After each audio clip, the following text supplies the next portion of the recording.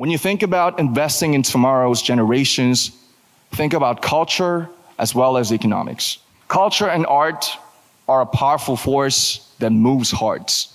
They are the fastest messengers that carry diversity and resonance. Sa kanyang talumpati sa Gyeongju Arts Center bilang unang K-pop artist na nakabahagi sa Asia-Pacific Economic Cooperation o APEC Summit, nanawagan ng BTS leader na si Kim Namjoon o RM sa mga pinuno ng APEC na isama sa kanilang mga prioridad ang kultura at sining bilang bahagi ng pamumuhunan sa susunod na henerasyon. Ayon sa kanya, ang sining ay puwersang nagbubuklod ng damdamin at nagdadala ng pag-unawa sa iba't ibang lahi. Ginamit ni RM ang K-pop bilang halimbawa ng kapangyarihan ng kultura sa pagkakaisa. Sa huli-muling nanawagan si RM ng konkretong tulong para sa mga artist sa buong mundo. As a creator and an artist of this generation, I'd like to use this opportunity to make a request to the leaders and distinguished guests of APEC. There are creators all around the world.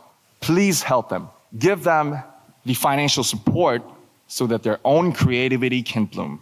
Give them the opportunities so that their talents can really shine.